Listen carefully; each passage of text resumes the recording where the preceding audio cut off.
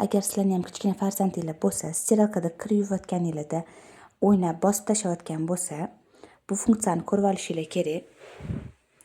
O'zim ham bu funksiya borligini 4 yil deganda bildim. Mana masalan, qaysidir funksiyasida kir yuvasizlar deylik. Mana kir mashinani yoqdinglar. 1, 2, 3, 4-chisi. Blokirovka от детей. 1, 2, 3.